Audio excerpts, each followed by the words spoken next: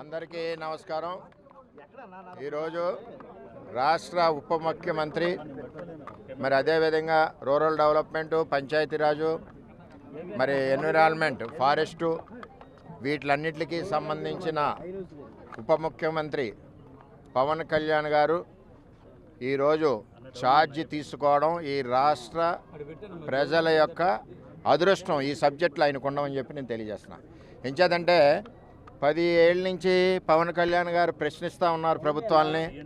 ఈ రాష్ట్ర మహిళలకి గుక్కుడు మంచినీళ్ళు ఇవ్వాలి, గ్రామాలు అభివృద్ధి చేయాలి, పంచాయతీలు అభివృద్ధి చేయాలని ఆయన చాలా ప్లాట్ఫామ్ మీద ప్రశ్నిస్తూ ఉన్నారు. వైసీపీని నిలదీశారు పంచాయతీలో ఉన్న నిధులు దోపిడీ చేస్తే.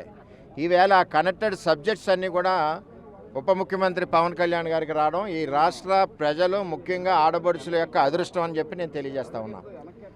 ఏదైతే నమ్మకంతో ఒక్కసారి ప్రతి ఓటు చీలకుండా మరి ఏదైతే నినాదం ఇచ్చారో ఆ నమ్మకంతో ప్రజలు పట్టం కట్టారు. ఈవేళ భారీ మెజార్టీ ఇచ్చారు.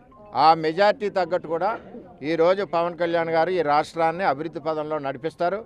ఏదైతే చంద్రబాబు నాయుడు గారు, పవన్ కళ్యాణ్ గారు బీజేపీ కూటమి ఉందో, కూటమిని నమ్మి ఒక నమ్మకంతో ప్రజలు ఉన్నారు. ఈరోజు పవన్ కళ్యాణ్ గారికి ఏదైతే సబ్జెక్ట్స్ ఉన్నాయో ఆ సబ్జెక్ట్స్ అన్నీ కూడా ఈ రాష్ట్ర పల్లెల్లో ఉన్న ప్రజలందరూ కూడా ఈరోజు చాలా ఆనందంగా ఉన్నారు. ఎందుకంటే పల్లెలు అభివృద్ధి చెందుతాయి, అదేవిధంగా తాగునీటి సమస్య మరి తీరుతుందన్న ఒక ఆశ, నమ్మకంతో పవన్ కళ్యాణ్ గారి మీద ఉన్నారు.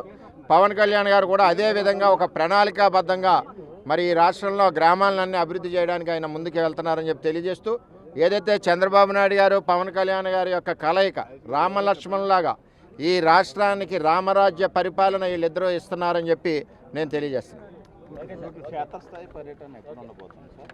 త్వరలోనే ఈవేళ ఆయన ఒక కనెక్టెడ్ డిపార్ట్మెంట్స్ మీద ఏం చెప్పాలంటే, ఆ రాక్షస పరిపాలనలో అన్ని డిపార్ట్మెంట్లు కూడా నిద్రావస్థలో ఉన్నాయి.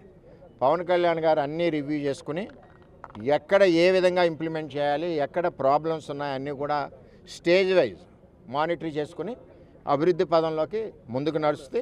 త్వరలోనే కూడా పిఠాపురం వస్తున్నారు. మా పిఠాపురం ప్రజల యొక్క అదృష్టం.